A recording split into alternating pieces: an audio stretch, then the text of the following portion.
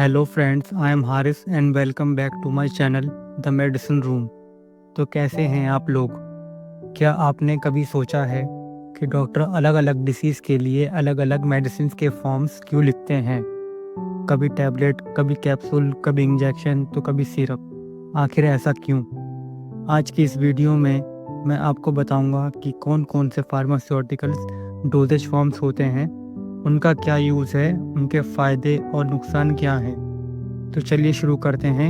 हमारा आज का टॉपिक है comparison of different pharmaceutical dosage forms. Solid dosage forms, ये हमारा फर्स्ट ग्रुप है। ये कुछ टाइप्स हैं सॉलिड डोजेज फॉर्म्स के, जैसे number 1 tablet, number 2 capsule, number 3 powder, number 4 प्रोटागैप्स and number 5 suppository. First form है टैबलेट, जो कि एक सॉलिड मेडिसिन है जो पाउडर को दबाकर बनाई जाती है। आमतौर पर सर्कुलर या ओवल शेप की होती है। अब जान लेते हैं इसके यूजेस। बुखार, दर्द, इन्फेक्शंस, डायबिटीज़, ब्लड प्रेशर जैसी कई डिसीज़ के इलाज में इस्तेमाल की जाती है। इसे निगला, चबाया या पानी में घोलकर लिया जा सकता है। इसके टाइप्स नॉर्मल, चबाने योग्य, घुलने वाली मेडिसिन के अनुसार। बात करते हैं एडवांटेजेस की, मतलब इसके फ़ायदे के बारे में। जैसे ले जाने और स्टोर करने में आसान है, सही मात्रा में मेडिसिन मिलती है, लंबे वक्त तक ख़राब नहीं होती है और किफ़ायती भी होती है। अब बात करते हैं डिसएडवांटेजेस की, मतलब इसके नुकसान के बारे में।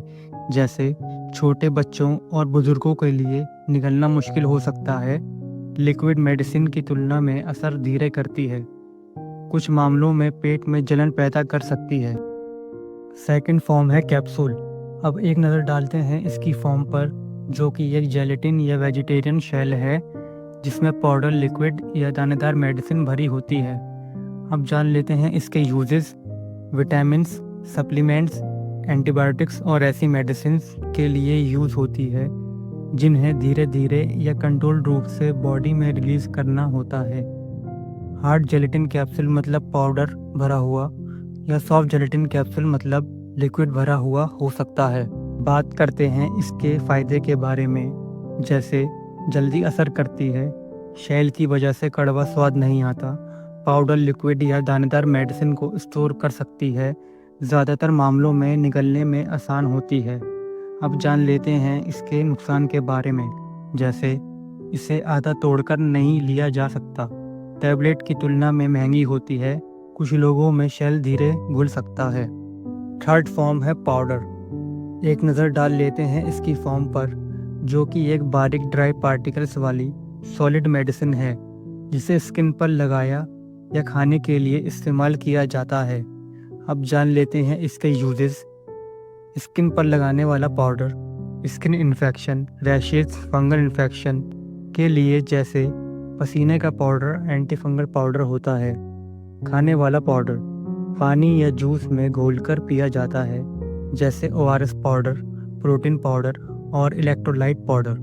घाव भरने वाला पाउडर घाव सुखाने या खून रोकने में मदद करता है, जैसे हेमोस्टेटिक पाउडर। बात करते हैं इसके फ़ायदे के बारे में। बड़ी जगह पर आसानी से लगाया जा सकता है, स्किन पर ठंडक पहुंचाता है, इन्फेंट्स, बुजुर्गों या बेहोश पेशेंट के लिए यूज़फुल है, जैसे ORS। हल्का और आसानी से ले जाया जा सकता है। अब बात करते हैं इसके नुकसान के बारे में। इस्तेमाल करते समय इधर उधर फैल सकता है, हवा चलने पर स्किन पर ठीक से लगाना मुश्किल हो सकता है। खाने वाले पाउडर में सही मात्रा का अंदाज़ा लगाना मुश्किल हो सकता है, ज़्यादा लगाने से स्किन में सूखापन या जलन हो सकती है। फोर्थ फॉर्म है रोटाकैप्स, जो कि एक छोटा कैप्सूल होता है जिनमें पाउडर मेडिसिन भरी होती है, जिसे रोटा हीटर डिवाइस से अंदर खींचकर लेना पड़ता है। अब जान लेते हैं इसके यूजेस। अस्थमा, COPD का मतलब है क्रोनिक ऑब्स्ट्रक्टिव पल्मोनरी डिसीज़। ये एक कॉमन लंग डिसीज़ है जिसमें सांस लेने में दिक्कत होती है और दूसरी लंग से जुड़ी डिसीज़ के इलाज में इस्तेमाल होता है। लंबे वक्त तक सांस लेने की समस्या को कंट्रोल करने में मदद करता है। आम मेडिसिन जैसे ब्यूटिसनाइड, फॉर्मेट्रोल और सल्मेट्रोल। बात करते हैं इसके फ़ायदे के बारे में। हल्का और आसानी से ले जाया जा सकता है। सही मात्रा में मेडिसिन मिलती है। लंग्स पर तेज़ी से और इफ़ेक्टिव असर करता है। किसी बैटरी या बिजली की ज़रूरत नहीं होती है। अब बात करते हैं इसके नुकसान के बारे में।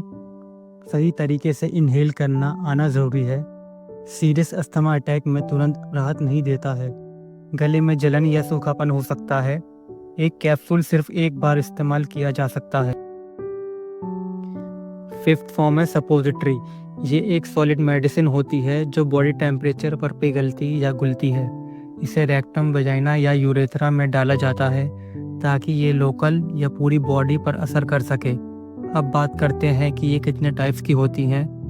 रेक्टल सपोजिटरी कब्ज, दर्द या बुखार के इलाज के लिए इस्तेमाल किया जाता है। Vaginal suppository pessary, infection, hormone therapy या गर्भनिरोधक के लिए इस्तेमाल किया जाता है। यूरेथ्रल सपोजिटरी बूजी कम इस्तेमाल होती है। इसे इरेक्टाइल डिस्फंक्शन और यूरिनरी कंडीशन में इस्तेमाल किया जाता है। अब जान लेते हैं इसके यूजेस। ये मेडिसिन लोकल जैसे बवासीर का इलाज या पूरी बॉडी पर असर डालने के लिए दी जाती है, जैसे बुखार कम करना। जब पेशेंट मेडिसिन निकल नहीं सकता, जैसे इन्फेंट्स या बेहोश पेशेंट, तो ये एक अच्छा ऑप्शन होता है। ये पेट में जलन या डाइजेस्टिव सिस्टम को नुकसान नहीं पहुंचाता। बात करते हैं इसके फ़ायदे के बारे में। डाइजेस्टिव सिस्टम को बाईपास कर मेडिसिन सीधे असर करती है। नोज़िया एंड वोमिटिंग वाले पेशेंट के लिए अच्छा ऑप्शन है। जो पेशेंट्स टैबलेट नहीं निगल सकते, उनके लिए आसान है। ये मेडिसिन लोकल जैसे पेन रिलीफ और पूरी बॉडी जैसे बुखार कम करने के लिए काम कर सकती है। स्टमक में जलन या गैस्ट्रिक समस्या कम होती है। बात करते हैं इसके नुकसान के बारे में। लगाने में असुविधा हो सकती है। इंजेक्शन की तुलना में असर धीमा होता है। पूरी तरह से एब्जॉर्ब होने से पहले बॉडी से बाहर निकल सकती है।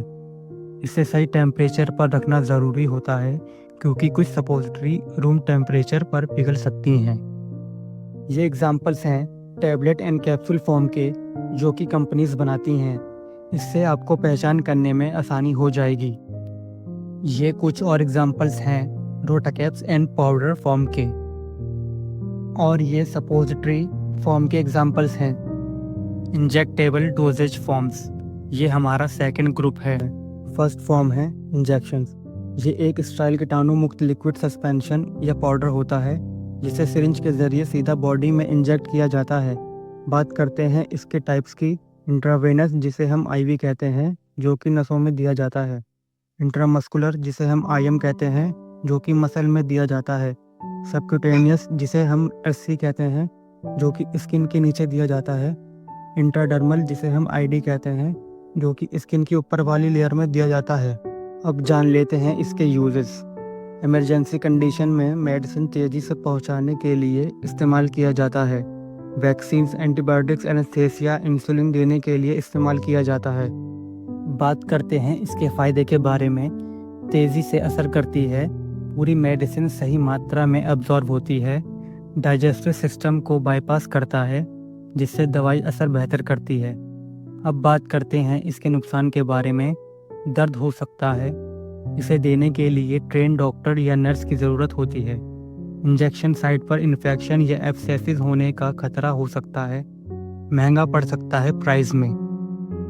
ये एग्जाम्पल्स हैं इंजेक्शन फॉर्म के, जिससे पहचान करने में आसानी हो जाएगी। इन्हेलेशन डोसेज फॉर्म्स, ये हमारा थर्ड ग्रुप है। ये कुछ टाइप्स हैं इन्हेलेशन डोसेज फॉर्म्स के, जैसे number 1 inhaler and number 2 respules.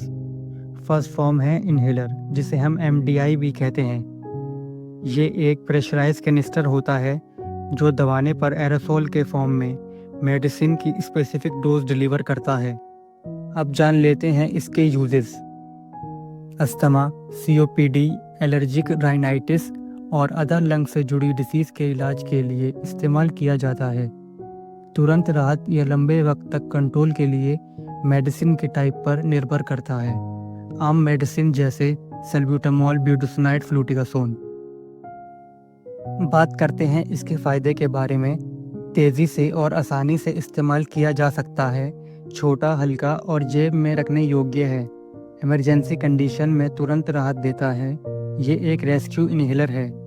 Nebuliser या किसी अदर डिवाइस की ज़रूरत नहीं पड़ती। अब बात करते हैं इसके नुकसान के बारे में। सही तरीके से इस्तेमाल करने की ज़रूरत होती है। मेडिसिन छोड़ने और सांस लेने में तालमेल ज़रूरी है। गले में जलन या आवाज़ भारी पड़ सकती है। बच्चों और बुजुर्गों के लिए स्पेसर की ज़रूरत हो सकती है। एक कनिस्टर में सीमित मात्रा में डोज होती है। सेकंड फॉर्म है रेस्फ्यूल्स। ये एक छोटी, पहले से मापी गई लिक्विड मेडिसिन है जो प्लास्टिक कंटेनर में सील होती है और नेबुलाइज़र मशीन के साथ सांस द्वारा लेने के लिए यूज़ की जाती है, जिसे हम इन्हेलेशन थेरेपी कहते हैं।